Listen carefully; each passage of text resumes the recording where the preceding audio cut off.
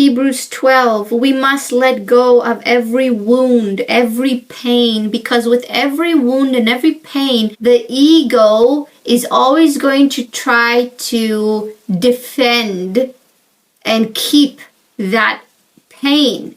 That pain has to be let go so the healing can come, so that ego will not have anything to cling on to anymore. Then we will be able to run life's marathon race, obstacle course, otherwise known as obstacle course, this matrix obstacle course, agony or conflict. The assumption is this race will not be easy. It's not easy, right?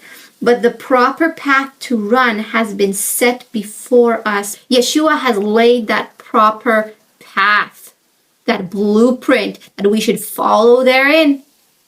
Pick up your cross. Allow that refinement, that discipline, because he loves you. He's not going to discipline those he does not love. Because he loves you, he disciplines you. And we allow that discipline to refine us.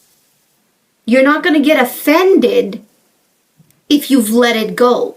If you're still holding on to the pain, then if something remotely comes and rubs against that pain, you're going to take offense because the pain is still there. So he's saying, letting go of every wound that has pierced us, because with the wounds, ego is there.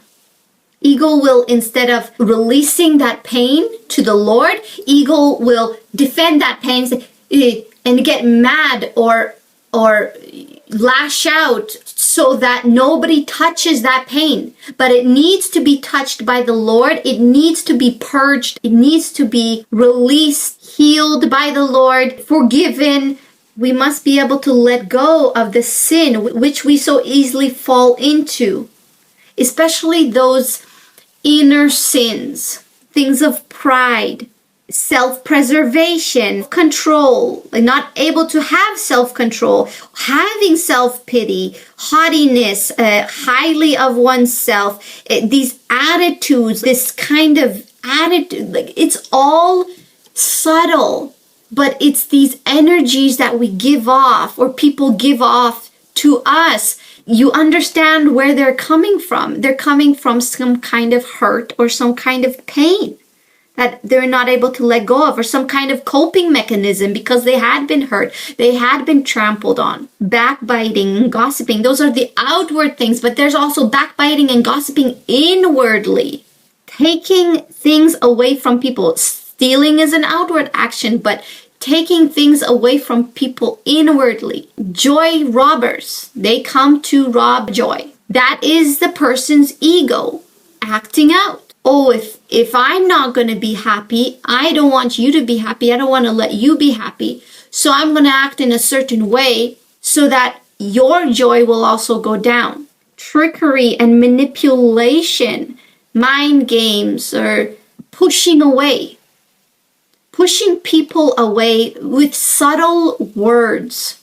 All those kinds of things. Those are egos. Then we will be able to run life's marathon race with passion and determination, for the path has been already marked out for us. Christ has already marked out that path that we should walk therein, and who leads us forward into faith's perfection.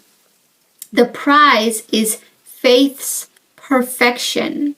We receive more and more and more of that until we reach the fullness of faith's perfection.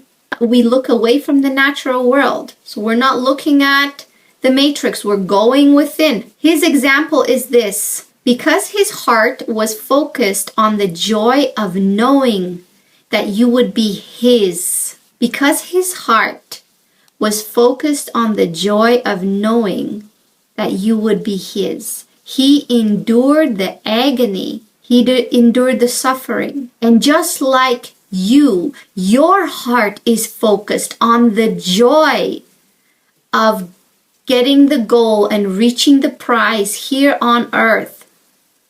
So therefore you endure the agony, you endure the suffering, you allow it to do its humbling, because that's what it's doing. It humbles from all the things like pride or arrogance or haughtiness.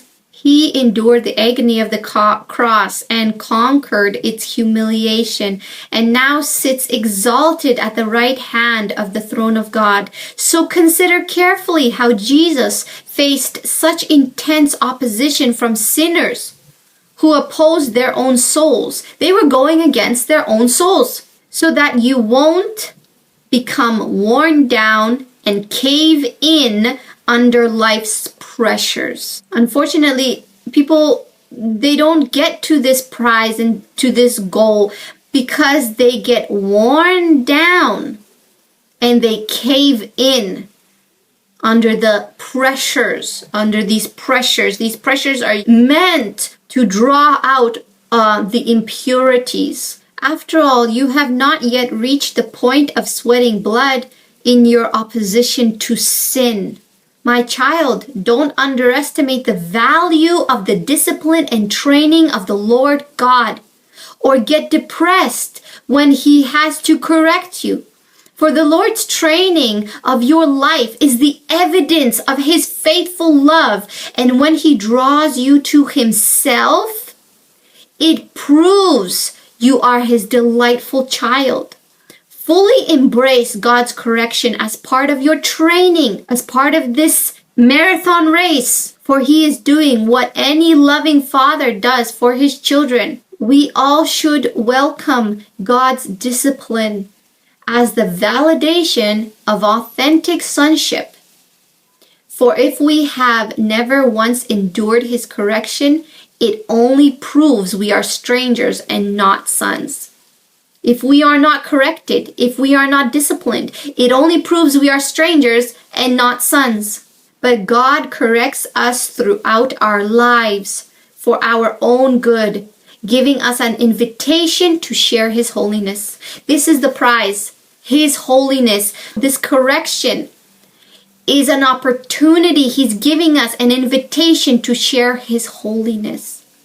But we didn't understand that because we didn't see the big picture, but now we do. Now all discipline seems to be painful at the time, yet later it will produce a transformation of character, bringing a harvest of righteousness and peace to those who yield to it. That passive consent for the fire to purify you. So be made strong even in your weakness. For as you keep walking forward on God's paths, on this path, right? All your stumbling ways will be divinely healed.